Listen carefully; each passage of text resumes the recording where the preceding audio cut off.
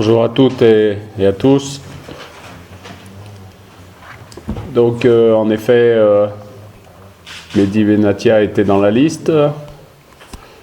Il a eu la chance de jouer un match de Champions League plus un match de championnat et il est toujours un petit peu ennuyé avec des problèmes physiques. Donc, quand la liste est sortie, il m'a appelé dans la journée. J'aurais aimé que la liste sorte, puisque j'avais demandé à ce qu'elle sorte le mercredi matin. Elle est sortie le mardi. Donc après avoir discuté avec lui, c'était mieux qu'il récupère tranquillement, qu'il regagne sa place de titulaire à part entière à la Juventus de Turin, chose qui n'est pas facile. Mais il faut être en pleine possession de ses moyens physiques pour la regagner. Et puis au niveau de la communication, on devrait faire beaucoup mieux. Lorsque un entraîneur demande à ce que la liste paraisse à une certaine heure, un certain jour, il faut respecter cela. Sinon, ça crée quelques problèmes comme vous venez de l'évoquer. Non, il n'y a rien de méchant dans cela. Il m'est arrivé une ou deux fois de donner, notamment une pour l'équipe.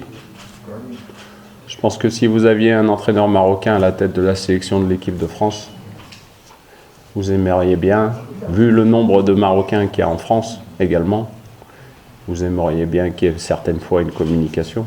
Donc ça ne s'est pas fait très souvent, ça s'est fait une fois avant la CAN.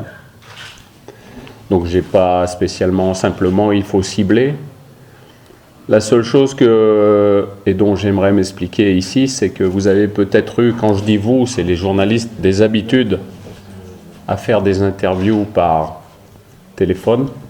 Moi, je ne fais pas d'interview par téléphone. Pourquoi ? Parce que j'ai une petite expérience qui me fait dire que parfois par téléphone, ce qu'on essaye de transcrire n'est pas forcément ce que le journaliste comprend. Donc je préfère qu'on m'envoie des questions et que je réponde par écrit. Au moins j'ai la preuve de ce que j'ai dit et bien transcrit textuellement, mot à mot, avec la virgule qu'il faut dans cette interview. Donc c'est pour ça, après chaque entraîneur a sa spécificité. Moi c'est comme ça. Je pense qu'en 2017, le football a changé. Il y a beaucoup plus de médias. Il faut faire très attention à ce qu'on dit.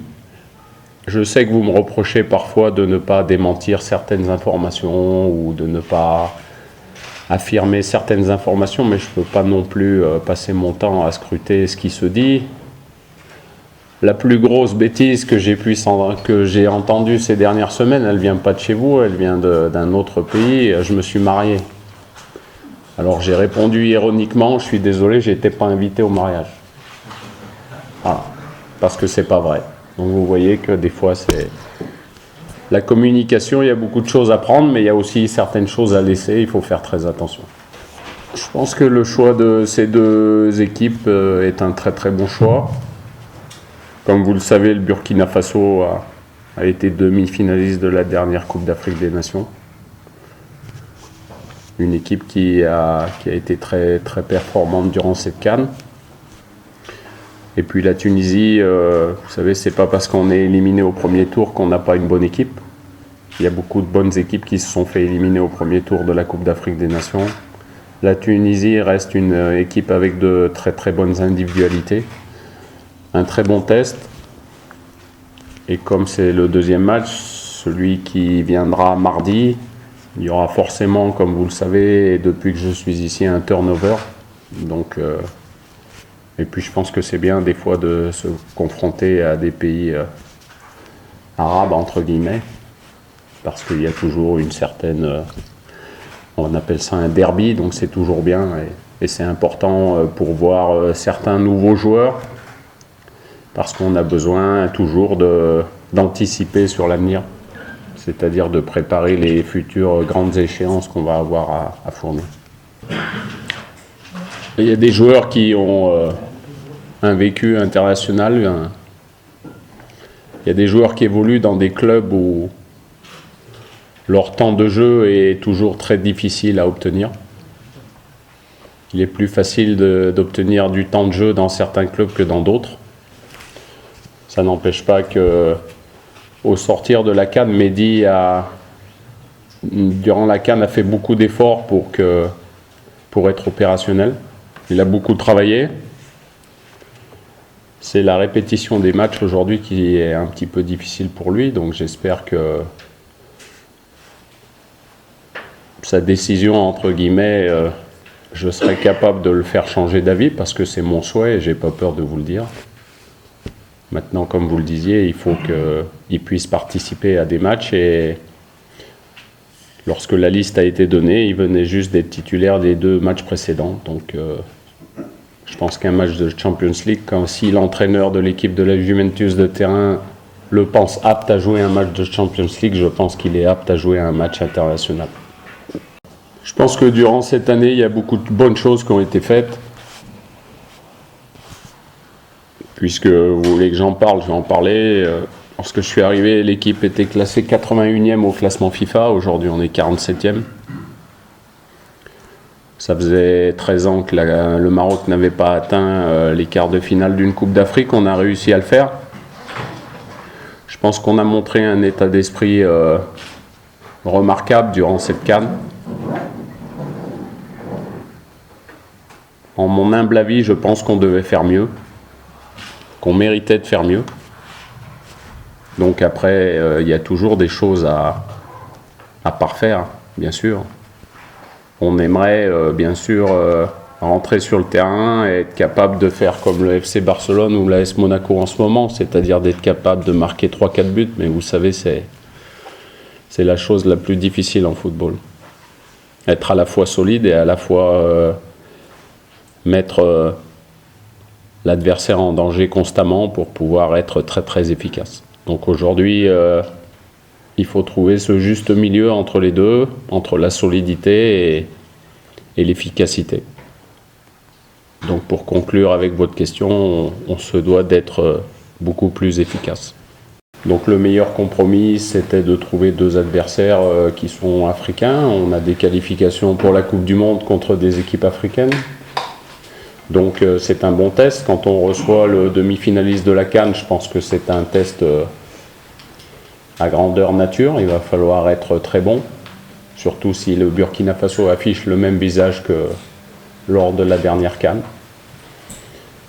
Voilà, donc après, il se dessine normalement un grand match international au mois de mai. On espère qu'il pourra se tenir. Donc il y aura une alternance.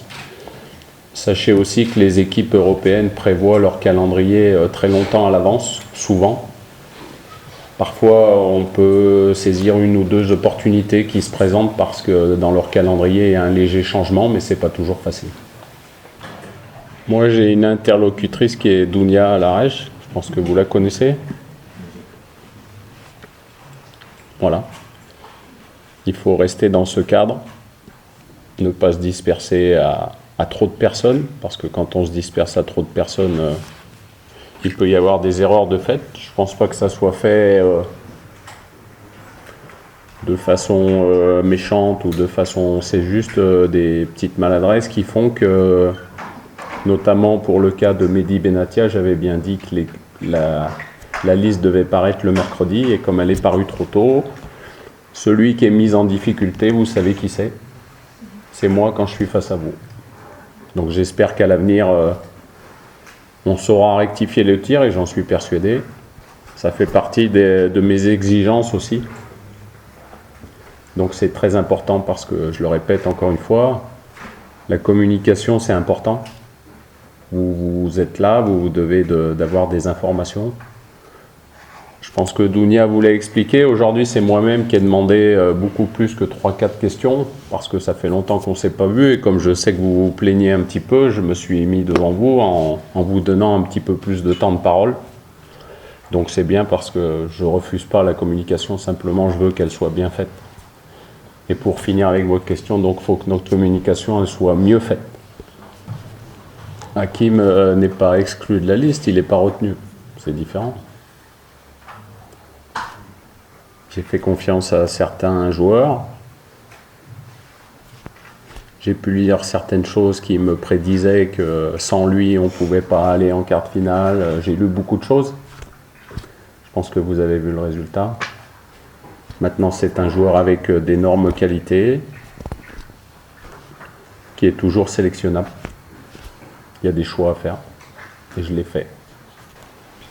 Je pense qu'aujourd'hui, il faut être très prudent. C'est une décision provisoire, je pense.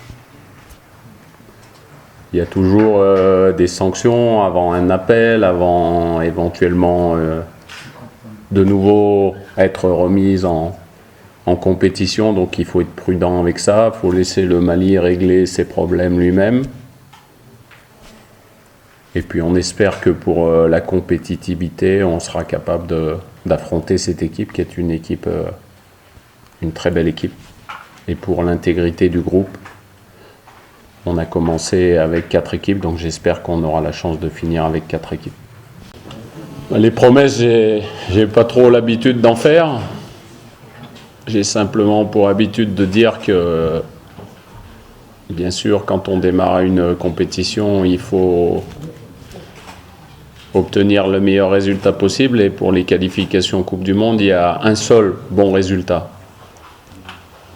Que l'on soit bon durant les qualifications, que l'on soit moyen, l'important c'est de se qualifier. Donc bien sûr que c'est l'objectif, il sera difficile à atteindre, comme vous le savez.